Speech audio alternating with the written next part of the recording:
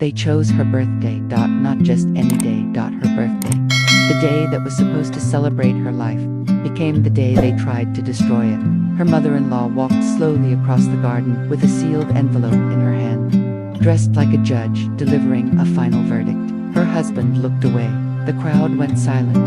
Her triplet daughters held hands tightly beside her, and what none of them knew was that Marissa had been waiting for this moment. The garden looked like something out of a dream that evening. String lights hung from wooden posts, crossing above the lawn like stars someone had pulled down from the sky. Round tables covered in white linen filled the space. Fresh flowers sat in glass vases at every corner. Above the entrance, a banner moved gently in the breeze. Happy birthday, Marissa. Neighbors chatted happily. Children ran across the grass laughing. Soft music floated through the warm evening air to everyone watching. It looked like a perfect celebration. For a little while, it even felt like one. Marissa stood near the main table in a soft ivory dress. She was 45 years old, but there was something timeless about her presence. Not loud, not dramatic, just calm, the kind of calm that only comes from a woman who has survived things people never see. Some people thought she was shy. She wasn't single quotes. She was simply careful with her silence, because silence can hold power if you know how to carry it. Across the lawn, her daughters ran through the garden. Lena, Soraya, and Mila, all three wearing matching yellow dresses, all three laughing the way 11-year-old girls laugh when the world still feels safe. Mila, the youngest by 3 minutes, tripped on the grass and burst into giggles. Marissa watched them with a soft smile, and for just a moment, whatever weight she had been carrying disappeared. Then the gate opened, and the energy of the party shifted. Her husband Darius walked in late, not a little late, the kind of late that makes everyone notice. He stepped through the gate staring at his phone, barely acknowledging the celebration around him. And he didn't walk to his wife, he walked straight to his mother. Evelyn, a tall woman in her early 70s, standing near the garden arch like she owned the place. Darius leaned in close to her and whispered something. She nodded once. That moment didn't go unnoticed. People began exchanging quiet glances. Then Darius walked toward the fence to greet his friend Marcus. The two men laughed loudly together, like nothing important was happening at all. Marissa saw everything. She always did, but she didn't react. She never had. She simply lifted her lemonade, took a slow sip, and smiled politely at a neighbor who had come to wish her happy birthday. Then the gate opened again, and Vanessa walked in. She was in her mid-30s, dressed far more formally than the event required. The kind of outfit someone wears when they want attention. She wasn't on the guest list, but she walked through the garden like she belonged there, and Darius saw her. He waved her over immediately. He introduced her to nearby guests as a colleague. Some people smiled politely, others exchanged quiet looks. Marissa watched from across the garden. Her expression never changed. Instead, she walked over to her daughters and fixed the bow on Mila's dress. The birthday toast was supposed to be sweet. A husband raising a glass, guests clapping, children sneaking pieces of cake, but that's not what happened. Evelyn stood up. She didn't ask for the microphone. She simply tapped her glass with a spoon. Clink, clink, clink, one table at a time. The conversations stopped until the entire garden fell silent. Evelyn straightened her shoulders and spoke loudly enough for everyone to hear. She said she had watched her son sacrifice 18 years of his life to a woman who never deserved him. Gasps rippled quietly through the crowd. She said she had stayed silent out of respect for the marriage, but she refused to stay silent anymore. Then she reached into her handbag and pulled out a sealed envelope. She walked slowly across the lawn, each step deliberate, each step theatrical, until she reached the birthday table and placed the envelope beside the untouched cake. She looked directly at Marissa and said 3 words: "Consider this a gift."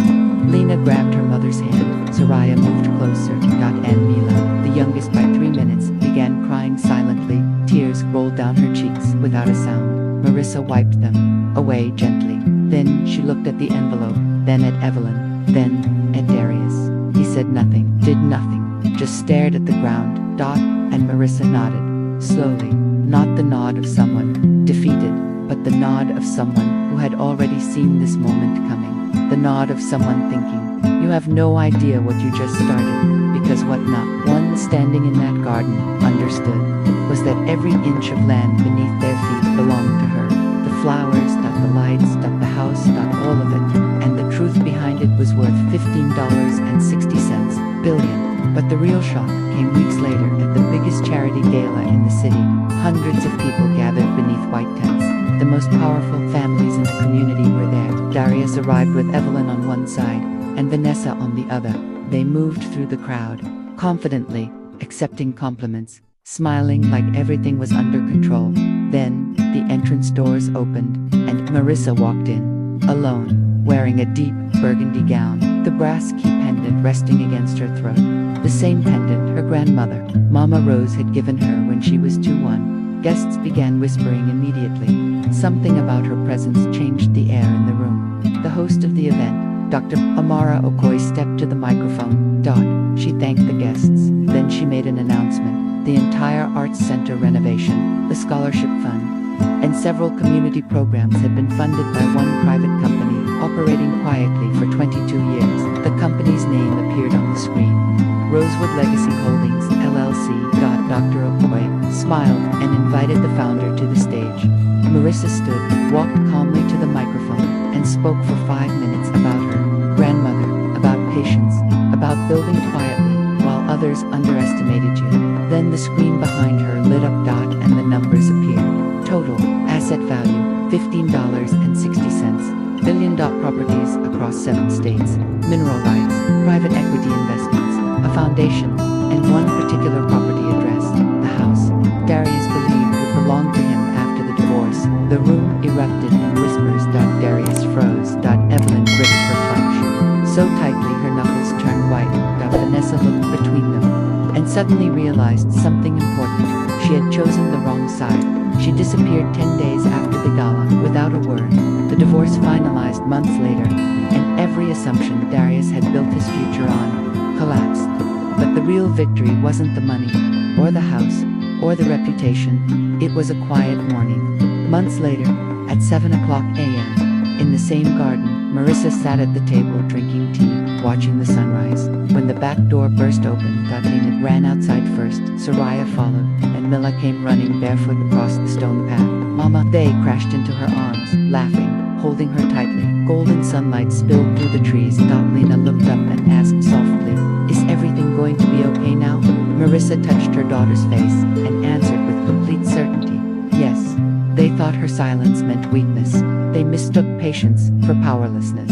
But a woman who builds quietly, who waits for the right moment, doesn't need to prove anything. Because when the time finally comes, everything locked opens.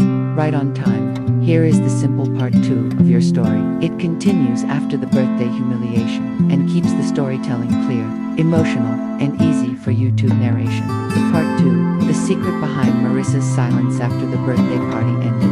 The garden slowly emptied. Guests left quietly. Some whispered to each other as they walked to their cars. Others avoided looking at Marissa at all. The celebration that had started with laughter ended with uncomfortable silence. Marissa stayed calm the entire time. She helped her daughters gather their things. She hugged a few close neighbors. And then she walked back into the house with Lena, Soraya, and Mila beside her. The sealed envelope was still sitting on the table. She picked it up and placed it inside her purse. She didn't open it, not yet. That night, the girls were quiet. Lena asked, very softly, "Mama, are you okay?" Marissa smiled and brushed her daughter's hair away from her face. "Yes, sweetheart, I'm okay." Soraya looked worried. "But why did Grandma Evelyn say those things?" Marissa didn't answer right away. Instead, she pulled her daughters into a hug. "Sometimes people show who they really are," she said gently. "And when they do, we just watch and learn." Mila wiped her eyes. "Is Daddy leaving us?" Marissa kissed the top of her head. "No matter what happens," she said calmly, "you 3 will always have me." Later that night, after the girls fell asleep, Marissa walked outside. The garden looked completely different now. The lights were off. The music was gone. The banner had been taken down. Everything was quiet. She sat at the same table where the birthday cake had been earlier. For the first time that evening, she opened the envelope. Divorce papers. Exactly what she expected. She read every page carefully. Then she placed the papers back inside the envelope. Her face didn't show anger. It didn't show sadness either. Instead, she reached up and touched the brass key pendant resting against her chest. The same key her grandmother, Mama Rose, had given her when she was 21 years old. Her grandmother's words echoed in her memory. Everything locked will open when the time is right. Marissa took a slow breath. Then she pulled out her phone. She dialed a number she had called many times before. The phone rang once, twice. Then a calm voice answered. "Good evening, Marissa." It was her attorney.